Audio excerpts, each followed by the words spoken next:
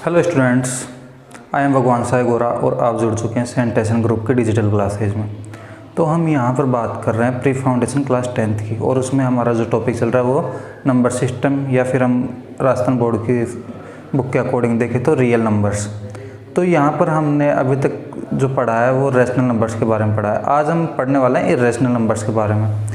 तो किस तरीके से हम किसी नंबर की इरेशनलिटी प्रूव करते हैं उसके बारे में आज हम जानने की कोशिश करेंगे। तो यहाँ पर हमारे पास एक थ्योरम है जो बेसिकली उसी थ्योरम पर बेस्ड है जो हमने फंडामेंटल थ्योरम ऑफ अरिथमेटिक पढ़ी थी, उसी के ऊपर ये बेस्ड है। यहाँ पर देखो क्या लिखा हुआ है, let p is a prime number and a is a positive integer if p divides a square then p also divides a। तो यहाँ पर देखो आप कि फंडामेंटल थ्योरम ऑफ अरिथमेटिक्स क्या बोल रही थी कि वहाँ पर हम किसी भी ऐसे नंबर को जो कंपोजिट टाइप का है या जो उसको हम किस में डिवाइड कर सकते हैं, प्राइम नंबर्स में। किसी भी कंपोजिट नंबर को हम किस में डिवाइड कर सकते हैं, प्राइम नंबर में। तो सिमिलरली यहाँ पर हमारे पास कोई नंबर a, उसको हम किस में डिवाइड करें, प्राइम नंबर्स में। अगर कोई नंबर ऐसा है जो a स्क्वायर को डिवाइड करता है, कोई प्राइम नंबर ऐसा है जो किसको डिवाइड करता है, a स्क्वायर को, तो वो a को भी डिवाइड करेगा, ये हमें प्रूव करना है। तो यहाँ पर देखो कि मान लो कोई नंबर a है, इसके जब हमने प्राइम फैक्टर करना शुरू किया तो प्राइम फैक्टर केवल ऐसा हो सकता है कि आपके पास 2 हो या मोर देन 2 हो, कितने भी हो सकते हैं। तो जैसे मान लो कोई भी 2 फैक्टर होते हैं, मान लो x एंड y है, ठीक है। तो ये कैसे होते हैं कि x इंटू वाई। जैसे मान लो 6 है तो 6 का लिया 2 इंटू 3, तो एक फैक्टर 2 हो गया, एक 3 हो गया। लेकिन अगर ये 12 होता तो 12 के लिए क्या होता है, 2 इंटू 2 इंटू 3, तो यहाँ पर मोर देन 2 फैक्टर है। तो काफ़ी सारे फैक्टर हो सकते हैं, एन टाइम फैक्टर हो सकता है। तो यहाँ पर क्या लिख देते हैं हम, अलग अलग फैक्टर के लिए, मान लो n नंबर्स ऑफ फैक्टर हैं तो उसके लिए हम क्या लिख देंगे, p1 cross p2 cross p3 and up to pn। कितने फैक्टर हो सकते हैं किसी भी कंपोजिट नंबर के। तो यहाँ तक क्लियर हुआ। तो चलिए अब हम करते हैं a स्क्वायर, यानी कि हमने क्या किया, अब जो ऊपर जो हमें मिला है a, इसका हम क्या कर रहे हैं, स्क्वायर। तो स्क्वायर करने का मतलब सीधा सा है कि जो इसकी राइट हैंड साइड है p1 into p2 into p3 into pn, इसका भी क्या होगा, स्क्वायर। अच्छा, तो आप इसको इस तरीके से भी लिख सकते हो, p1 into p2 into p3 into pn and one more time p1 into p2 into p3 into pn। यहाँ तक तो कोई दिक्कत है नहीं, क्योंकि कोई भी कंपोजिट नंबर उसको हम प्राइम नंबर्स में डिवाइड करेंगे, फिर हम उसका स्क्वायर कर रहे हैं तो जो राइट हैंड साइड होगा उसका भी स्क्वायर होगा। और स्क्वायर को हम इस तरीके से भी लिख सकते हैं, अलग अलग टर्म्स में लिख सकते हैं एक स्क्वायर को। तो अब आगे क्या है कि if p divides a square, यानी यहाँ पर हमें कंडीशन दी हुई है कि p डिवाइड कर रहा है किसको, a स्क्वायर को। अब देखो a स्क्वायर को डिवाइड करने वाले कौन से हैं, p1 है, p2 है, p3 है, pn है, यही है। फिर से p1 p2 p3 रिपीट हो रहा है, तो a स्क्वायर को यही डिवाइड कर सकते हैं अभी हमने जो माना उसके अकॉर्डिंग। इसका मतलब क्या हुआ कि अगर p a स्क्वायर को डिवाइड कर रहा है तो p इनमें से ही कोई एक है, क्लियर। जैसे मान लो मैं बोलूँ कोई कंपोजिट नंबर है, मान लो 42, तो और उसको क्या डिवाइड कर रहा है, 2, तो मैं उसके जब फैक्टर्स करूँगा तो वो 2 उनमें से भी एक होगा। तो यहाँ पर जो p है वो a स्क्वायर के जो फैक्टर्स हो रहे हैं इनमें से एक होगा ही होगा, यानी कि जो p के इनमें से एक हो सकता है, p1 p2 p3 या pn में से कोई भी एक फैक्टर हो सकता है। और यही फैक्टर किसके है, अगर वो इनमें से एक है तो वो इनमें से भी एक है, ठीक है। p1 p2 p3 and pn, इनमें से भी एक फैक्टर हुआ। इसका मतलब ये जो p होगा वो डिवाइड किसको करेगा, a को भी। तो ये है हमारी थ्योरम कि अगर कोई नंबर, कोई प्राइम नंबर ए स्क्वायर को डिवाइड करता है तो वो किससे भी डिवाइड करेगा, वो ए को भी डिवाइड करेगा। तो क्लियर हुआ ये थ्योरम। अब देखो इसके ऊपर बेस्ड हम कुछ क्वेश्चन प्रैक्टिस करते हैं।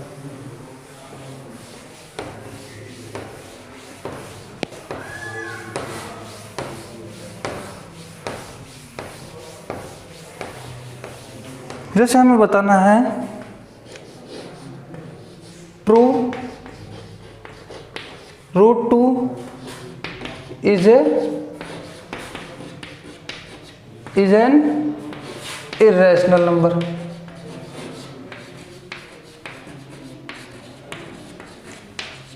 ये प्रूव करना है। तो यहाँ पर देखो हम किसी भी चीज़ को प्रूव करना हो तो दो तरीके से प्रूव कर सकते हैं। एक तो हम कोई भी फंडामेंटल मेथड यूज़ करें और वहाँ तक पहुँच जाएं जो अपने को वैल्यू फाइंड करनी है। एक तरीका ये हो सकता है, जैसे मान लो कि मैं कोई बात बोल रहा हूँ, ठीक है, तो मैं सही बोल रहा हूँ या गलत बोल रहा हूँ।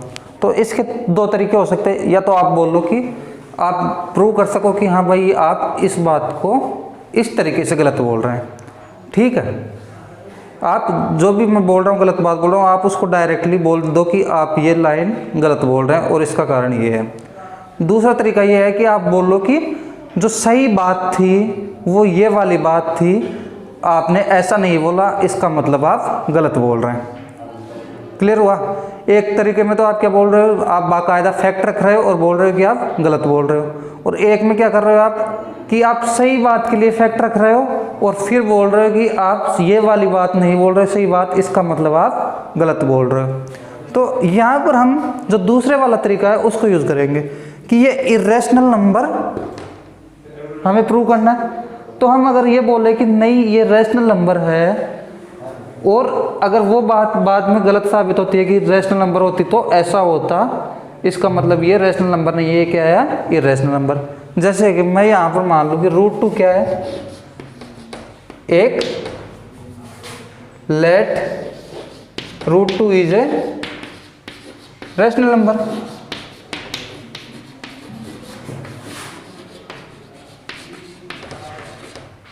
अब √2 एक रैशनल नंबर है तो √2 को हम p/q की फॉर्म में या कई बार हम a/b से भी डिनोट करते हैं, तो उस फॉर्म में हम लिख सकते हैं अगर कोई रैशनल नंबर है तो। इसका मतलब मैं √2 को क्या लिख सकता हूँ, p/q लिख सकता हूँ ना, क्योंकि √2 क्या है, हमने अज्यूम किया है रैशनल नंबर है। तो √2 को मुझे क्या लिखना चाहिए, p/q, जहाँ पर p और q क्या होते हैं, एक इंटीजर होते हैं, रैशनल नंबर होते हैं जो एक दूसरे से डिवाइड नहीं होते, और q not is equal to 0। यही है रैशनल नंबर की डेफिनेशन। क्लियर। इसका मतलब p एंड q क्या है, को प्राइम नंबर, एक दूसरे से ये डिवाइड नहीं हो सकते। क्लियर। तो यहां पर अब देखो कि मैं अगर इनका स्क्वायर कर दूं तो क्या मिलेगा मुझे, लेफ्ट हैंड साइड का square 2 and right hand side का स्क्वायर p² q², इस तरीके से लिख सकता हूं। अब यहाँ पे मैं इस q² को अगर इधर लेकर जाता हूँ तो क्या मिलेगा मुझे, 2q² is equal to p²। Clear. अब देखो यहाँ पर जो p² है वो क्या है, p² है वो क्या है, 2 का मतलब p² का एक फैक्टर क्या होगा, 2, क्योंकि ये जो 2q² है ये मान लो कोई एक नंबर है, एक इंटीजर है, ये कंप्लीट क्या है, एक इंटीजर है, तो ये किससे डिवाइड हो सकता है, 2 से। अगर लेफ्ट हैंड साइड 2 से डिवाइड हो सकती है, इसका मतलब राइट हैंड साइड भी किससे डिवाइड होगी, 2 से। अब p² का एक फैक्टर क्या है, 2। अभी जैसे हमने थ्योरम पढ़ी थी उसमें क्या लिखा हुआ था कि अगर a² का एक फैक्टर p है तो a का भी एक फैक्टर क्या होगा, p। तो p² का अगर एक फैक्टर 2 है तो p का भी एक फैक्टर क्या होगा, 2। ठीक है। क्लियर। अगर p² का एक फैक्टर 2 है तो p का भी एक फैक्टर क्या होगा, 2। इसका मतलब क्या लिख सकते हैं, जैसे मान लो मेरे पास कोई नंबर है a, वो अगर 2 से डिवाइड है तो मैं इसको इस तरीके से लिख सकता हूँ, 2 × किसी भी टाइम मान लो वो बी टाइम डिवाइड है या एक्स टाइम डिवाइड है, तो मान लो मैं इसको लिख देता हूँ बी, तो ए किसके इक्वल हो गया 2b के। तो यहाँ पर भी जैसे p है तो p को किसके इक्वल मान से, तो मान लो q तो हमने यूज किया हुआ है ऑलरेडी, तो मैं इसको r के इक्वल मान लेता हूँ। तो p किसके इक्वल हो गया 2 इंटू आर के, क्योंकि p का एक फैक्टर क्या है 2 और r कोई भी एक नंबर, जैसे मान लो यहाँ पर 42 है, इसको मान लो ये 2 से डिवाइड है तो 21, तो ये 21 की जगह मैं क्या लिख रहा हूँ r, और 42 की जगह p। तो इस तरीके से p इक्वल टू मैं क्या लिख सकता हूँ 2r। क्लियर। अब मैं इसको b स्क्वायर कर देता हूँ, तो या फिर यहाँ पर मैं क्या करता हूँ p स्क्वायर लिखता हूँ और इधर क्या हो जाएगा 2 into 2 4 and r square. Clear. अगर मैं इसका स्क्वायर करता हूँ तो यहाँ से क्या मिलेगा मुझे p square equal to 4r square. अब यहाँ पर देखो कि मैं p स्क्वायर की जगह क्या लिख सकता हूँ 2q स्क्वायर, क्या लिख सकता हूँ 2q square is equal to 4r square. अब यहाँ पर देखो कि यहाँ पर 2 है यहाँ पर 4 है, तो इस 2 से ये 4 डिवाइड हो जाएगा। तो इसको मैं किस तरीके से लिखूंगा कि q square is equal to 2r square. अब सिमिलरली यहाँ से देखो कि अगर 2q स्क्वायर 2 से डिवाइड है तो p स्क्वायर 2 से डिवाइड है, तो इसी तरीके से अगर 2r स्क्वायर 2 से डिवाइड होगा तो q स्क्वायर भी किससे डिवाइड होगा 2 से। और फिर सिमिलरली p किससे, p का एक फैक्टर क्या होगा 2 होगा, तो यहाँ पर भी q का एक फैक्टर क्या होगा 2, q का एक फैक्टर क्या होगा 2, और यहाँ पे p का भी क्या एक फैक्टर 2। तो देखो p भी 2 से डिवाइड हो सकता है एंड q भी 2 से डिवाइड हो सकता है। जबकि हमने यहां पर जब माना था तो ये क्या थे कोप्राइम नंबर, यानी ये किसी भी सिमिलर नंबर से इक्वल नंबर से डिवाइड नहीं हो सकते थे। कोप्राइम नंबर का मतलब यही तो हुआ कि आपस में किसी भी सेम नंबर से डिवाइड नहीं हो सकते। तो यहाँ पर भी, यहाँ पर देखो लेकिन क्या हो रहा है p 2 से डिवाइड है और q भी 2 से डिवाइड है, p और q दोनों ही किससे डिवाइड हो सकते हैं 2 से। तो इसका मतलब यहाँ पर कॉन्ट्रडिक्शन आ गया। तो यहाँ पर जैसे कॉन्ट्रडिक्शन हुआ आप क्लियरली बोल सकते हो कि ये जो कॉन्ट्रडिक्शन हो रहा है इसकी वजह से हम बोल सकते हैं कि ये रैशनल नंबर नहीं है, ये कैसा है इर्रेशनल नंबर। अगर समझ में नहीं आया तो हम सिमिलर एक और एग्जांपल लेते हैं। वहां पर हम क्या लिख लेते हैं √2 की जगह हम लिख लेते हैं √3, तो इससे आपको और ज्यादा क्लियर होगा।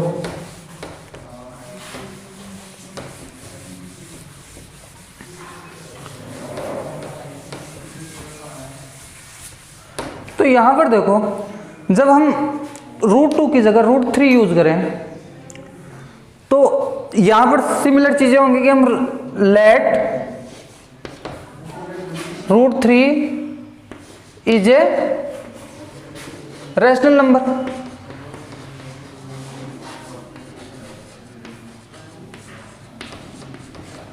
Late √3 is a rational number. आगे लिखे इसको तो क्या होगा कि √3 is equals to p/q।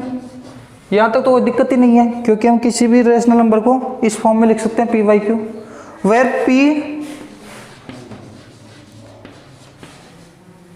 p and q are co-prime।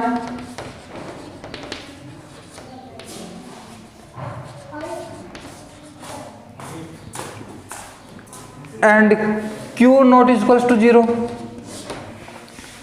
इसकी कोई खास जरूरत पड़ती नहीं है। सिमिलरली अब करें यहां पर तो हमें क्या करना पड़ेगा स्क्वायरिंग ऑफ बोथ साइड्स। तो यहां से हमें क्या मिलने वाला है 3 is equals to p²/q² and p² is equals to 3q²। यहाँ तक तो कोई दिक्कत है ही नहीं, क्योंकि हमने क्या किया, केवल अभी यहाँ का स्क्वायर किया है और फिर इस क्यू स्क्वायर को इधर लेकर आए हैं, तो क्या बन रहा है, P square equals to 3q square. अब देखो यहाँ पर कि जो 3q स्क्वायर है ये किससे डिवाइडेड है, 3 से। 3q स्क्वायर जो कंप्लीट नंबर वो किससे डिवाइडेड है, 3 से। जैसे इस तरीके से बोल सकते हो ना आपकी, जैसे मान लो 15 है तो 15 को क्या लिख सकते हो आप, 3 × 5, तो ये किससे डिवाइड होगा, 3 से। ठीक है, तो इसी तरीके से जो 3q स्क्वायर है इसको आप 3 से डिवाइड कर सकते हो। इसका मतलब क्या हुआ कि 3 is a factor of 3q square, then it is also a factor of P square. अगर राइट हैंड साइड 3 से डिवाइड हो रही है, इसका मतलब लेफ्ट हैंड साइड भी 3 से डिवाइड होगी, क्योंकि right hand side is equal to left hand side तभी लिख सकते हैं जब कोई भी नंबर इक्वल हो। तो इक्वल नंबर है तो वो इक्वल वैल्यू से डिवाइड भी हो सकता है। तो 3 is a factor of 3q square, then it is also a factor of p square. And according to theorem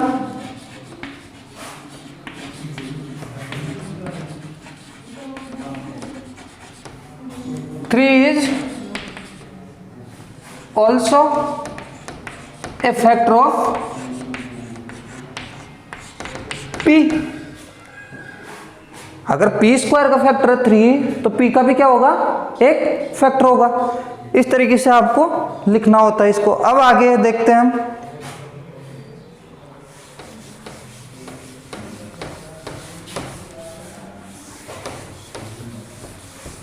अब देखो अगर 3 एक फैक्टर है किसका, p का, तो हम p को इस तरीके से लिख सकते हैं, p is equal to 3 × r।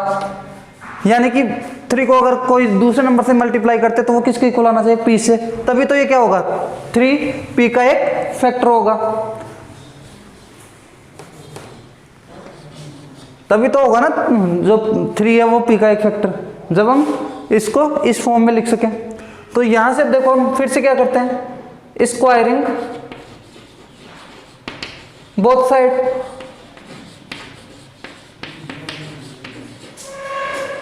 तो यहां से देखो आप कि p square is equals to 9r square, p square is equals to 9r square. लेकिन अभी हमारे पास यहां पर क्या लिखा हुआ था, p square is equals to 3q square. यहां पर क्या था, p square is equal to 3q square, और यहां से क्या मिल रहा है हमें, p square is equals to 9r square. ये वाली वैल्यू मैं यहां पे रखता हूं, या इसको देखो नाम दे देता हूं मैं, इसको अगर इक्वेशन 1 नाम देता हूं, तो from equation 1 3q square is equals to 9r square. अब इस 3 को इधर लेकर जाओ तो क्या होगा, q square is equals to 9r square divided by 3 is equals to 3r square. अब देखो कुछ ऐसा ही सीन बन रहा है यहाँ पर भी, यहाँ p square is equal to 3q square था, यहाँ पर q square is equals to क्या है, 3r स्क्वायर। तो इसके लिए हम लिख सकते थे कि 3 है वो p का एक फैक्टर है, 3 is also a factor of p। तो यहाँ से हम क्या बोल सकते हैं, 3 is also a factor of q। तो यहाँ से मैं क्या लिख सकता हूँ, 3 is also a factor of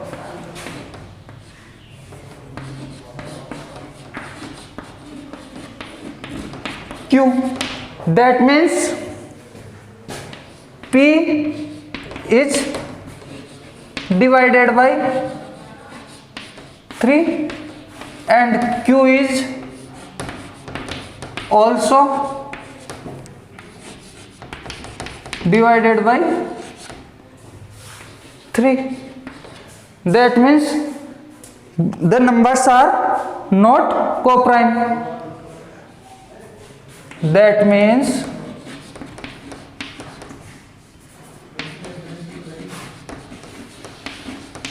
numbers are not co-prime। अब इससे आगे क्या लिख सकते हो, then here is a contradiction of assuming and reality. तो यहां से क्या होगा, हम क्या बोल सकते हैं, सो √3 इज एन इरेशनल नंबर। हमने अज्यूम क्या किया था कि √3 क्या है, एक रेशनल नंबर, लेकिन वहां पे क्या हो रहा है, एक कॉन्ट्राडिक्शन क्रिएट हो रहा है। तो कॉन्ट्राडिक्शन क्रिएट हो रहा है तो हम अब क्या बोल सकते हैं, √3 इज एन इरेशनल नंबर। इसी तरीके से आपको अलग अलग नंबर दिए जा सकते हैं, आपका जो फॉर्मेट होगा वो सिमिलर होगा। कुछ इससे डिफरेंट टाइप के क्वेश्चंस हम और प्रैक्टिस करते हैं।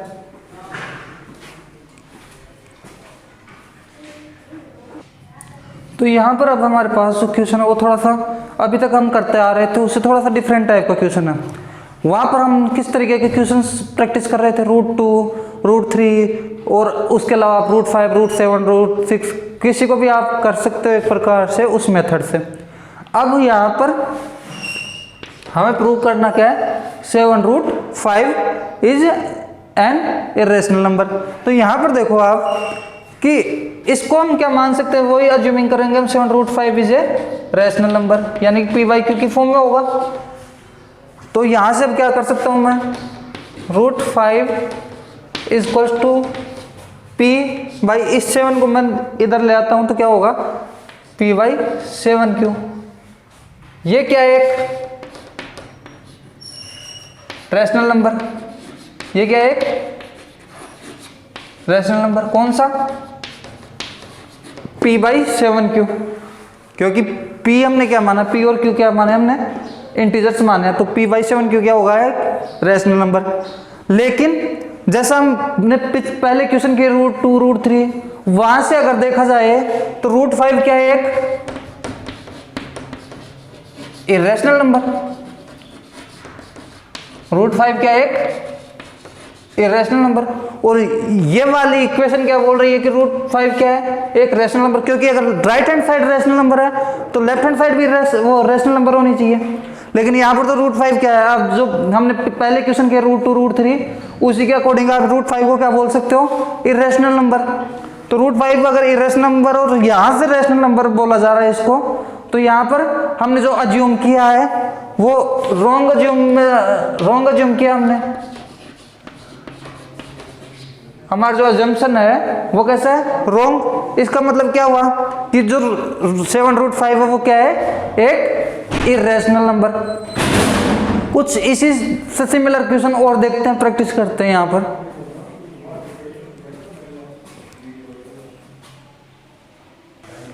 तो यहाँ पर देखो अभी जो क्वेश्चन था उससे थोड़ा सा डिफरेंट टाइप का क्वेश्चन है, लेकिन जब आप इसको ऑपरेट करोगे तो लगभग आपको जो रिजल्ट मिलेगा वो सिमिलर टाइप से मिलेगा। तो यहाँ पर देखो आप कि आप 3 + 2√5 को क्या मान रहे हो, एक रेशनल नंबर। हर बार क्या लिखना, late assume 3 + 2√5 is a rational number. और रेशनल नंबर है तो हम इसको किस फॉर्म में लिख सकते हैं, p/q की फॉर्म में हम इसको लिख सकते हैं।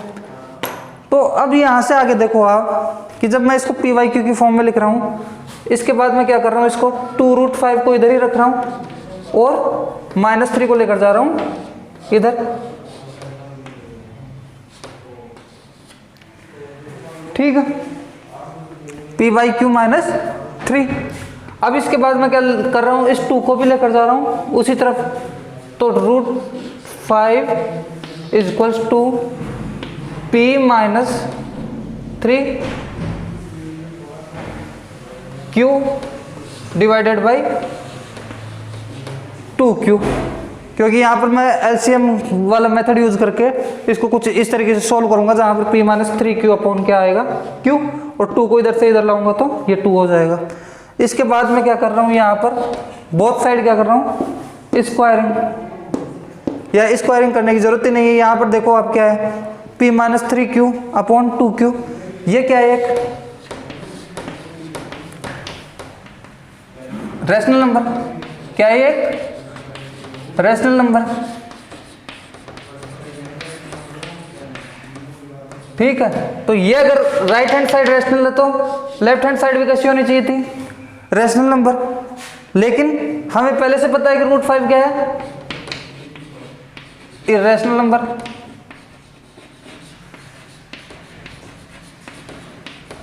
अगर ये इरेशनल है और ये रैशनल है तो ये जो अजम्पशन है वो कैसा हो गया, रॉन्ग अजम्पशन।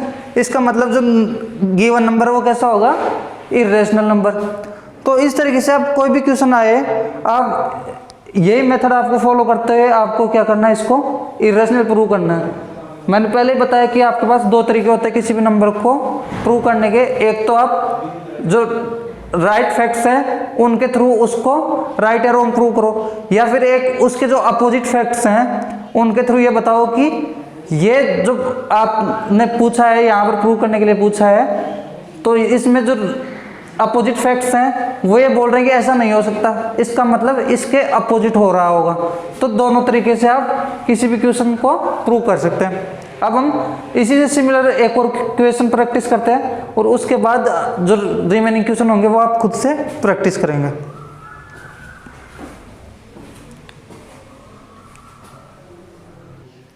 अब यहाँ पर देखो जो नया क्वेश्चन अपने पास है, √2 + √5 को हमें क्या करना है, इरेशनल प्रूव करना है। तो ये जो पहले क्वेश्चन किए हैं उसी से जस्ट सिमिलर सा क्वेश्चन है, बस यहाँ पर थोड़ा सा मैनिपुलेशन ज़्यादा करने की ज़रूरत है। कैसे, यहाँ पर देखो, यहाँ पर एक साथ क्या है, दो अलग अलग टाइप के इरेशनल नंबर लिखे हैं, वो भी एडिशन के ऑपरेशन के साथ। तो यहाँ पर क्या करेंगे, हम सिमिलर कॉन्सेप्ट अपनाएंगे स्टार्टिंग में, P/Q। अब यहाँ पर देखो आप कि मैं इस √2 को लेकर जाता हूँ इधर, क्योंकि हमने इस टाइप के फॉर्म को तो अभी इरेशनल प्रूव किया ही नहीं ना, हमने अलग अलग अगर बोला जाए √2 को और √5 को, वो तो प्रूव कर रखा हमने।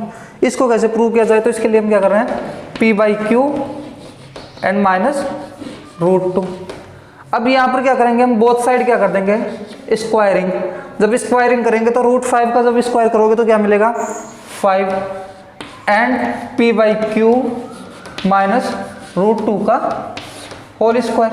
अब इसको आप a माइनस बी के होल स्क्वायर के अकॉर्डिंग आप इसको ओपन कर सकते हो। तो यहाँ से क्या मिलेगा अपने को, 5 =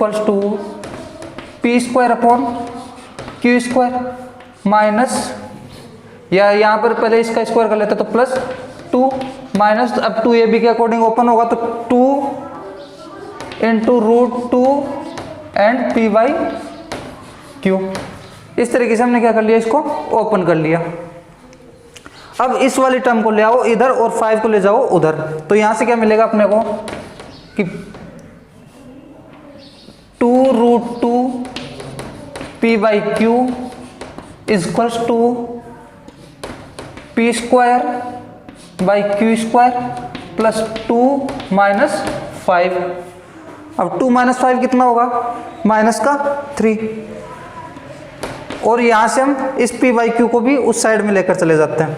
तो यहाँ पर देखो 2√2 P/Q = P² -3, और जब एलसीएम लोगे तो क्या आएगा ऊपर, Q² अपॉन,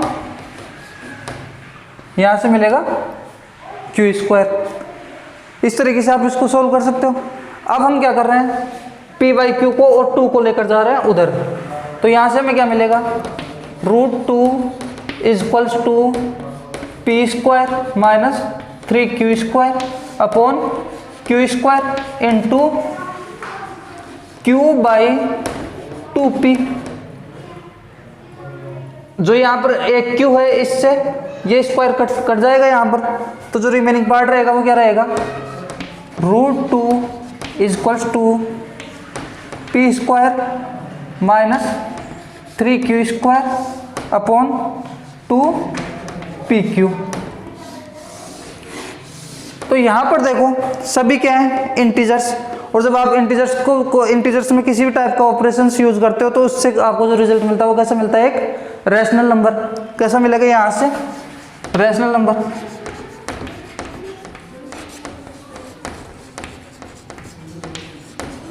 ध्यान रखना यहाँ पर क्यू जीरो नहीं है, इस वजह से हमें रेशनल नंबर मिल रहा है। अगर क्यू अगर जीरो हो जाए तो वो इनडिफाइंड टर्म हो जाती है। तो ये तो क्या है, रेशनल नंबर, तो ये भी क्या होना चाहिए, रेशनल नंबर। लेकिन हम पहले प्रूव कर चुके कि √2 क्या है, एक इरेशनल नंबर। तो यहाँ से हमें प्रूव होता है कि जो गिवन नंबर है √2 + √5 इज ए इरेशनल नंबर। तो इसी तरीके के क्वेश्चन आपके जो एक्सरसाइज है 2.3 उसमें भी गिवन है, उन सभी को आप खुद से प्रैक्टिस करेंगे और हमें कमेंट बॉक्स के थ्रू या फिर कांटेक्ट करके हमें बताएंगे कि आपको कौन से क्वेश्चन में प्रॉब्लम है, कौन से क्वेश्चन में आपको डाउट है। तब तक के लिए good bye and thank you.